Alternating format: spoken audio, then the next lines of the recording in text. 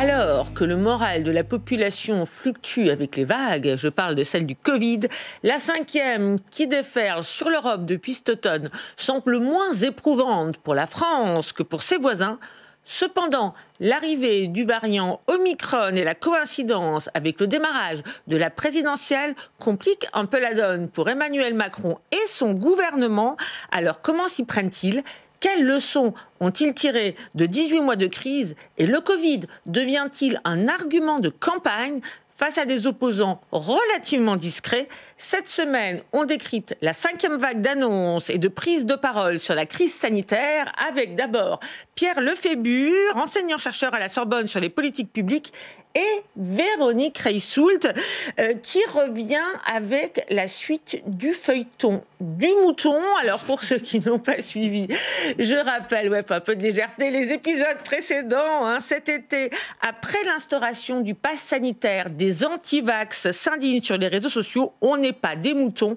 L'animal évoquant le comportement grégaire de ceux qui se vaccinent de manière obéissante, mais riposte à la rentrée. Les adeptes du vaccin les tournent en dérision et gagnent le match de la com et du rire, comme ici avec deux moutons vivants et des anti-vax qui râlent, mais cette fois depuis le cimetière. Avec la troisième dose, là, le mouton fait son retour, toujours aussi naïf malgré sa belle écharpe, d'après les anti-vax qui repoignent du poil de la bête sur les réseaux sociaux, Véronique. Mais aujourd'hui, dans une France qui est vaccinée à 90%, ont-ils de l'influence ou sont-ils cantonnés, ces anti-vax, anti-moutons, à des sphères très minoritaires ? Très minoritaire. Effectivement, au moment où on avait fait cette analyse, il y avait quand même un courant. Là, aujourd'hui, oui, c'est toujours les mêmes arguments.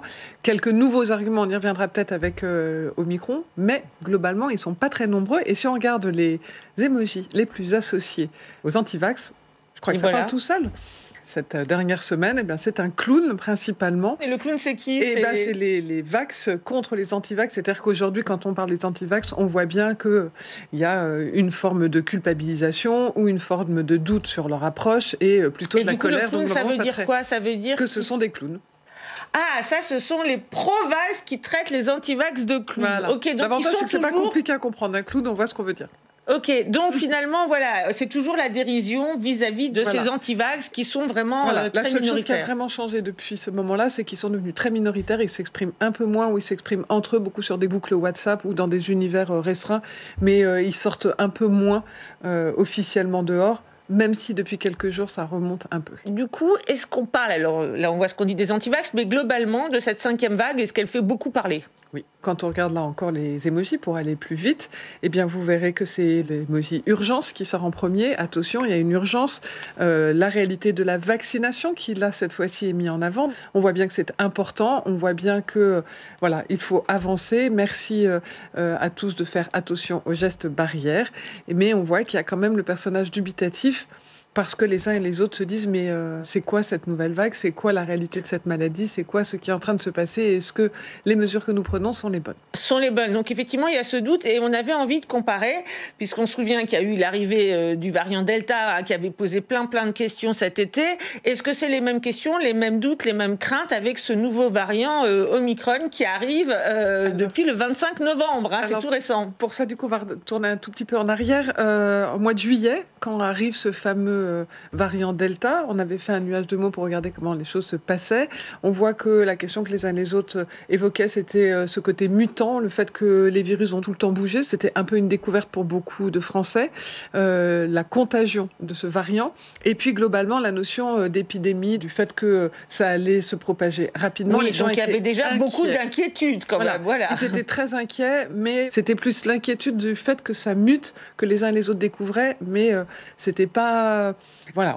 mais quoi, alors vous allez nous dire ce qu'il y a de plus parce qu'arrive, alors arrive quoi ? Qu'est-ce qu'on peut être de plus qu'inquiet ? Avec Omicron arrive autre chose qui est un sentiment de lassitude très fort, l'impression que il y a faim et ça, en fait, c'est dans l'autre sens qu'il faut lire, c'est sans fin, c'est devenu pénible, c'est long, on va devoir vivre avec. Il y a aussi la notion de frontière qui est apparue beaucoup plus fortement en disant mais est-ce qu'il ne faut pas fermer les frontières ? Et puis, les uns et les autres commencent à se poser la question en disant mais dans le fond, est-ce que c'est si efficace que ça, le vaccin ? Et donc, ça commence à donner des arguments qui permettent aux anti-vax, on disait tout à l'heure, qui s'étaient un petit peu retirés de la sphère publique, eh bien, ils sont en train de revenir un peu en disant, ah ben voilà, maintenant on a des arguments pour vous prouver que vous voyez bien que ça marche pas, ça mute tout le temps, on n'en sait rien, est-ce que ce vaccin voilà, donc vous êtes vraiment des moutons, et puis moutons, et on est reparti et sur plus cette moutons que jamais, donc finalement c'est plus ce variant qui réalimente la machine à doute. Alors, on se demande dans cette 5e vague si les antipasses, antivax de la sphère politique réagissent comme les vôtres, Véronique, sur les réseaux sociaux.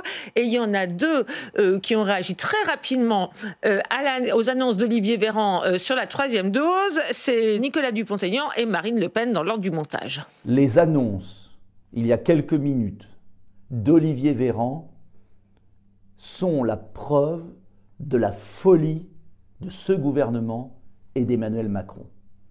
Ils persistent dans l'erreur. Ils sont face à un mur et ils accélèrent et ils klaxonnent. Qui est le plus dangereux? Celui qui n'a pas été vacciné, mais qui a un test qui démontre qu'il n'a pas le Covid et qui va dans un restaurant, ou celui qui a le Covid et qui est double vacciné comme M. Castex et qui va dans le même restaurant? La réponse est le moins dangereux, c'est le premier. Donc si vous voulez, ce que je suis en train de vous expliquer, c'est que le pass sanitaire n'apporte rien. Oui, alors, on a envie de dire le moins dangereux, c'est le premier, à condition qu'il soit fait tester tous les jours quand même. Donc il y a peut-être un petit biais dans le raisonnement. Mais bon, sur ce genre d'argument, puis on voit Nicolas Dupont-Aignan qui parle de Macron, est-il fou, quoi? C'est quand même très, très fort comme mot. Ils sont leaders d'opinion ou à la traîne de ces questions-là? Alors disons que les arguments de Mme Le Pen sont plus repris que ceux de M. Dupont-Aignan parce qu'ils se basent sur des arguments qu'utilisent les antipasses et les antivax depuis longtemps en disant mais en fait ça n'a pas de sens, et ils passent leur temps à rappeler que le vaccin n'empêche pas la propagation et c'est la propagation qui fait peur. Donc en fait elle est plus entendue. De là à dire que ça l'a fait émerger, non, c'est pas ça qui fait. Mais elle est plus en phase. Mais elle est plus en phase avec la réalité d'une opinion qui est en train d'évoluer. Mais c'est pas ça qui l'a fait sortir. C'est pas ça qui l'a fait émerger. Un commentaire, Pierre Lefébure, sur ces politiques assez rares d'ailleurs, parce qu'effectivement, notre montage s'arrête là parce qu'il n'y a pas eu beaucoup de réactions autres aux annonces d'Olivier Véran. Oui, y compris parmi les courants politiques qui avaient pu émettre un certain nombre de critiques sur les politiques sanitaires ou même sur des choix très spécifiques sur la vaccination ou le pass. On retrouvait finalement un spectre d'acteurs assez large qui s'exprimait avant l'été. Et puis désormais, c'est plus le cas pour 2 raisons. D'abord parce que dans l'opinion, globalement, le registre de l'argument anti-pass, anti-vax a été comme tellement ressassé qu'on a vu qu'il ne prenait pas. Et donc la population qui est sensible est très très réduite. Donc il n'y a pas un intérêt électoraliste, si on peut dire. À aller sur ce créneau, voilà. Ouais. Et la deuxième chose, c'est qu'il y a quand même des niches. Et effectivement, entre Philippot, mettons, et Dupont-Aignan, on sait qu'il y a effectivement une capacité à cristalliser sur une forme vraiment de caractère très irascible à l'égard du gouvernement ou d'Emmanuel Macron. Pour Marine Le Pen, ça se joue un petit peu autrement parce qu'effectivement, il y a une sorte d'argument un peu plus de raison et qui rejoint la distinction entre anti-vaccin, où là, il y a vraiment quelque chose de très irascible. Oui, ça, c'est plus de Dupont-Aignan, on voit qu'il est en colère. Ouais. Et le anti-pass, effectivement, il y a une sorte de logique qui consiste à dire on est en train d'imposer, et avec les mesures qui ont été annoncées de plus, une sorte de pression croissante sur des catégories de population, alors que ça induit par ailleurs des risques sanitaires. C'est-à-dire qu'en fait, on a un effet pervers. Et l'argumentation par l'effet pervers, elle est toujours très pertinente. L'effet pervers, c'est quoi? En l'occurrence, on cherche à avoir une politique sanitaire plus efficace, mais on risque d'exposer à travers le dispositif du vaccin qui n'empêche pas la propagation des gens qui ne seraient pas vaccinés pour des raisons ou des autres ou hyper fragiles. Ok, donc c'est plutôt là-dessus. Et là où je rejoins, c'est que cet argument, il fonctionne d'autant mieux que les gens disent bah oui, mais du coup, vous vous sentez protégé avec le vaccin. Du coup, vous faites moins les gestes barrières. Du coup, vous propagez plus le virus. Donc, c'est pour ça qu'effectivement, les arguments de Marine Le Pen, même si c'est pas ça de nouveau qui l'a fait émerger ou pas émerger, mais sont plus proches d'une logique rationnelle et donc fonctionnent mieux. Merci Véronique d'avoir précisé les choses sur les doutes et la nature de ces doutes, effectivement, qui émergent et qui posent la question, vous l'avez dit, de la communication. Il y a la communication publique et il y a la communication, du coup, du gouvernement, qui s'est quand même beaucoup exprimé sur le sujet, pas moins de 9 allocutions du président Macron. On va aller commenter, enfin pas toutes, surtout la dernière, avec Philippe Guibert, ancien patron du service d'information du gouvernement et spécialiste des questions de santé, qu'on va retrouver à votre place, Véronique, après donc cet extrait de la 9e allocution d'Emmanuel Macron, qui dès le 9 novembre annonce la 5e vague. L'Organisation mondiale de la santé le dit, la 5e vague a commencé en Europe. Au Royaume-Uni et en Allemagne, plus de 30 000 nouveaux cas supplémentaires sont enregistrés chaque jour. Et si, grâce à vos efforts, la situation en France est plus favorable, l'augmentation de 40% en une semaine de notre taux d'incidence et la remontée des hospitalisations sont des signaux d'alerte. Et donc après ce constat, le président passe 2 messages. Mon premier message est ainsi un appel à l'esprit de responsabilité des 6 millions d'entre vous qui n'ont encore reçu aucune dose de vaccin. Vaccinez-vous. Alors ça, c'est le message spécial pour les non-vaccinés. Et pour les autres, il évoque pour la première fois l'idée d'une 3e dose. Les plus vulnérables sont nos aînés et ceux qui souffrent d'obésité, de maladies cardiovasculaires, de maladies respiratoires ou de diabète sévère. Toutes les études montrent en effet que 6 mois après le vaccin, l'immunité diminue et donc que le risque de développer une forme grave réaugmente. La solution à cette baisse d'immunité est l'injection d'une dose de vaccin supplémentaire, ce qu'on appelle le rappel. Alors il faut se remettre dans le contexte, on est début novembre, le 9, la 5e vague arrive en Europe, mais pas encore en France. Le nouveau variant d'Afrique du Sud n'a pas encore été découvert puisqu'il apparaît le 25 novembre. Alors la question qu'on se pose, là en le réécoutant avec un peu de recul, c'est est-il dans le bon timing, trop tôt, parce que finalement on a l'impression qu'il parle très tôt, ou au contraire déjà trop tard. Philippe Guibert. Il parle dans le bon timing, mais avec des mesures qui sont relativement limitées, parce qu'il s'adresse avant tout aux plus de 65 ans, où il y a une mesure plus contraignante, puisque le rappel fait partie du pass sanitaire. Vous dites le rappel, il dit le rappel, tout le monde dit 3e dose. Le fait de ne pas appeler la 3e dose, mais de l'appeler rappel, c'est quoi? Allez-y. C'est un rappel de notre enfance, quand on avait des rappels de vaccins à l'école.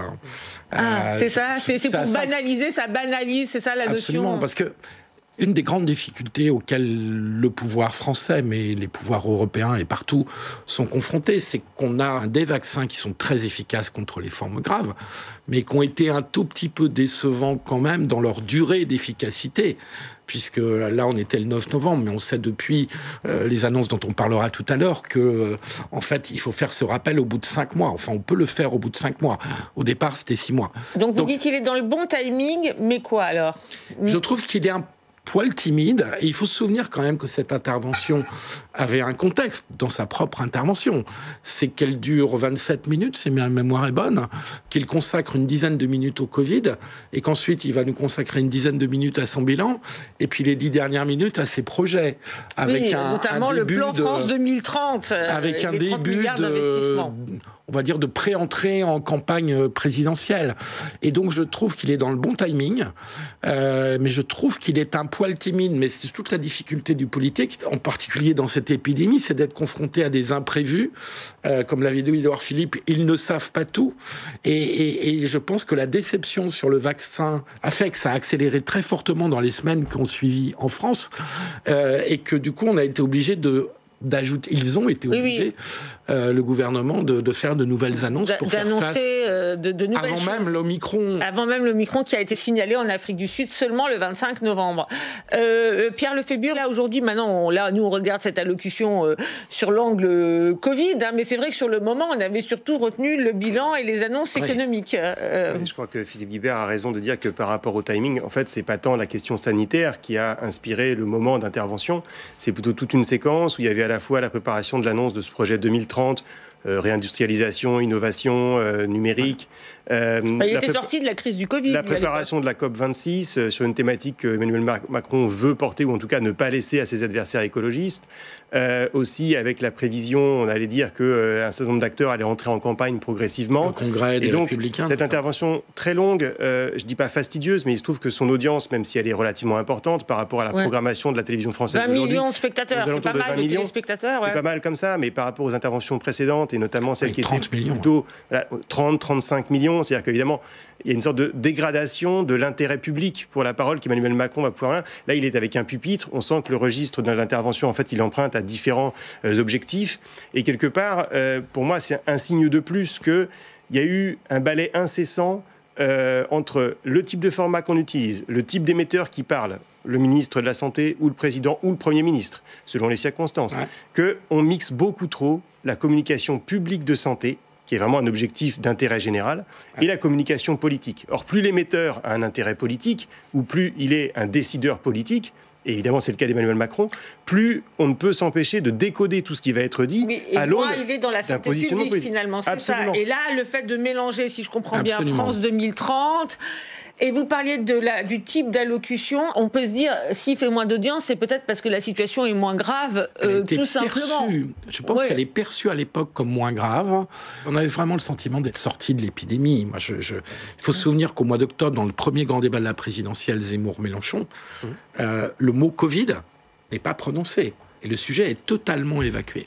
Ce qui est une erreur de la classe politique française de manière générale, qui du coup laisse beaucoup Emmanuel Macron prendre ses responsabilités pour le meilleur ou pour le pire, parce que ça lui permet de se poser en chef, de chef qui prend ses responsabilités, pendant que tout le monde se lave les mains. Si le sujet a été aussi absent, vous dites c'est aussi parce qu'effectivement il était sorti des esprits. Alors, est-ce au président, vous posez la question, d'intervenir sur tous ces sujets? On a toujours une lecture plus politique. Toujours est-il que la suite du mois d'octobre, eh bien, c'est Gabriel Attal, porte-parole du gouvernement, qui prend le relais de la com, mais pas simple de rassurer tout en disant d'être prudent, comme le montre ce montage qui commence le 13 novembre, juste après l'annonce par l'Autriche du reconfinement des personnes non vaccinées. Je ne veux pas affoler les gens. C'est-à-dire qu'aujourd'hui, il n'est absolument pas question d'un reconfinement dans notre pays parce qu'on a ce taux de vaccination très élevé. On a des raisons d'être confiants. Parce qu'on a, vous sonnez pas l'alarme, donc vous êtes rassurant. J'ai dit qu'on était dans une situation d'alerte, quand même. Parce qu'on regarde ce qui se passe chez nos voisins, ça peut aussi être un avertissement. Mais encore une fois, on a des voisins qui sont moins vaccinés que nous. Ce qu'on constate, c'est que cette 5e vague, elle démarre de façon fulgurante. On a une augmentation des cas sur une semaine qui est de quasiment 80%. Je crois qu'on est à 17 000 cas par jour en moyenne. Alors, vous disiez, raison d'être confiant, c'est là qu'il a tort. En même temps, il dit aussi alerte et il dit après progression fulgurante. Ouais, mais on a des raisons d'être confiant parce qu'on est beaucoup plus vaccinés que les autres, à fulgurance de la reprise épidémique quelques jours ou quelques semaines plus tard. Bah oui, enfin entre le 13 et le 20, quelques jours plus tard. En une semaine, voilà. Les pouvoirs publics, le gouvernement, les autorités sanitaires comprennent que ce qu'on croyait être le mur qui allait stopper l'épidémie, la 5e vague, qui était notre taux de vaccination, ne suffit pas. Oui, ne suffit pas pour stopper la vague, mais suffit pour stopper les formes graves. D'où le fait qu'ils veulent être rassurants. C'est ça qui est compliqué. C'est-à-dire qu'en même temps, dans la même phrase, notamment l'extrait France Inter, on voit bien entre les deux où il dit des raisons d'être confiant, mais attention, alerte. Mais donc voilà, on sent bien qu'à la fois, c'est le en même temps qui est compliqué. C'est le en même temps, mais on sent bien quand même que la gravité augmente au fil des déclarations.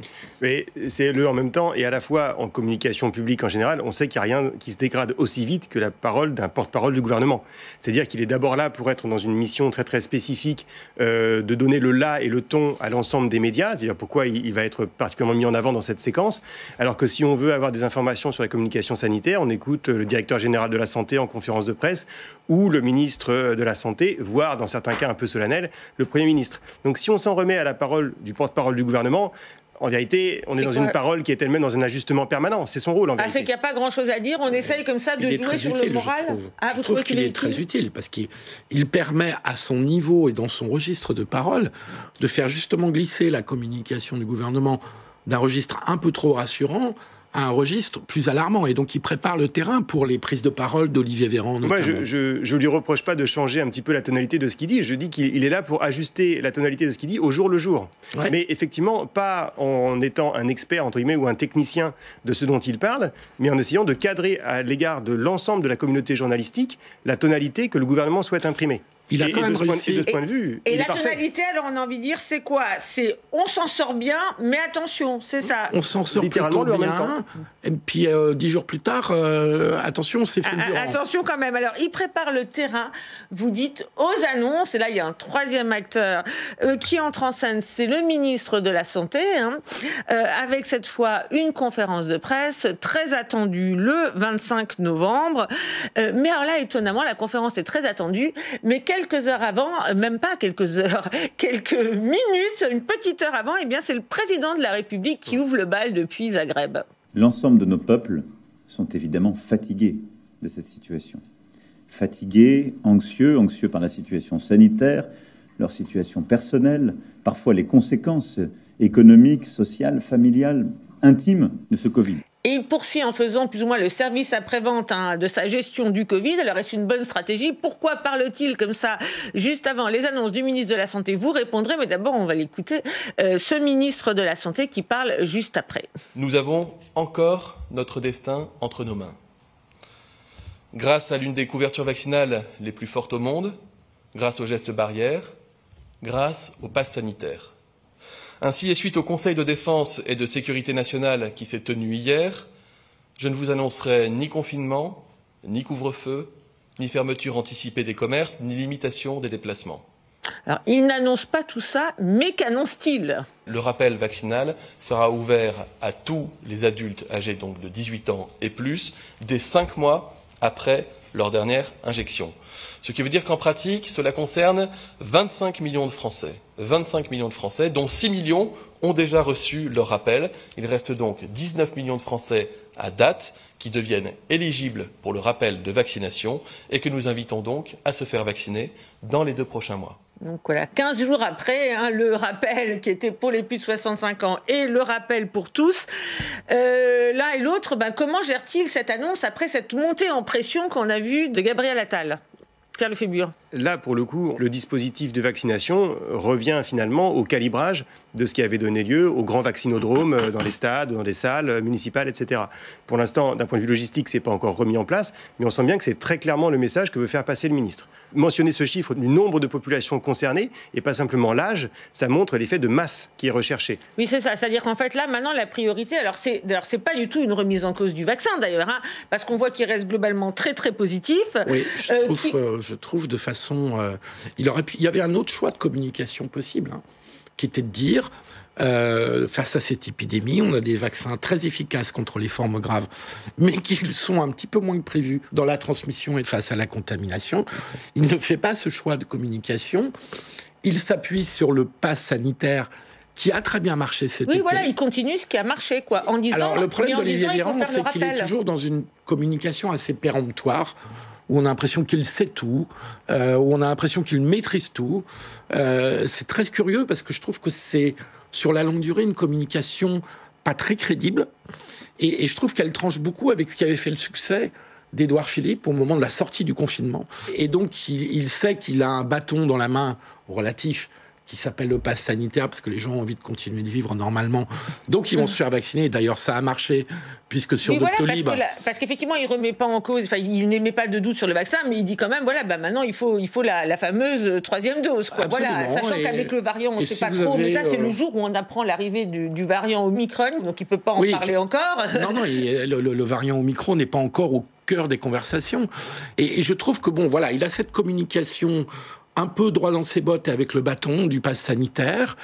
Je trouve qu'il prend un petit risque parce que... C'est quoi le risque? L'effet vaccinal de la 3e dose sur la transmission et sur la contamination, on fait le pari que ça va avoir un effet positif. Mais on n'en est pas dans une certitude absolue. Oui, peut-être qu'il faudra effectivement revoir ce vaccin, revacciner... Exactement. Donc, en tout cas, ce qui est sûr, c'est qu'il y a effectivement un caractère un petit peu d'injonction et de paroles très solennelles et directives.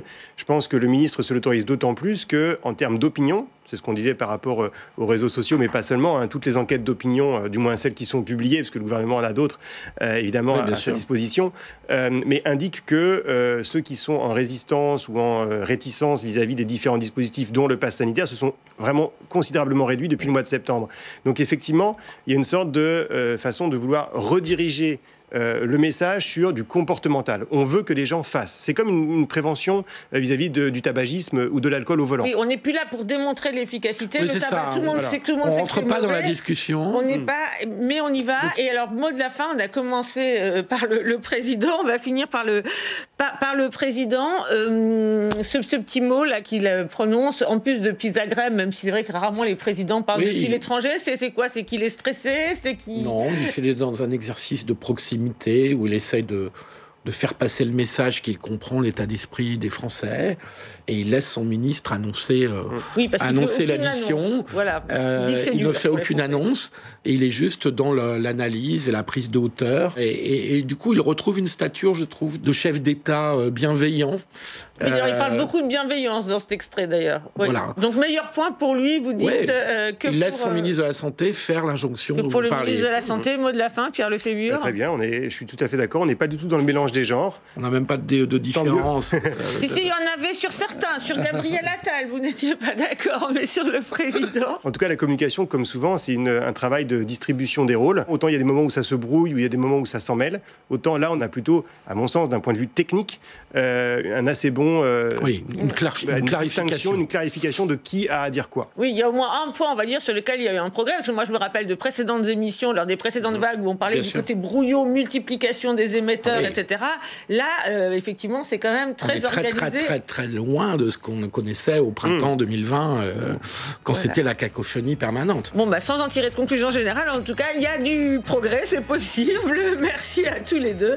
Merci à Marie Lebon, Aurélien Tillier, Laurent Ferré. On retrouve Véronique pour le débrief du buzz de cette gestion de crise. On ne voit pas du tout Macron cité dans le nuage de mots, nulle part. Ça pourrait être un autre président, donc ça lui est ni associé ni pas associé. Aujourd'hui, le sujet, il est Si on ne fait pas de reproches, ça veut dire qu'on lui fait des compliments, quoi. C'est ça.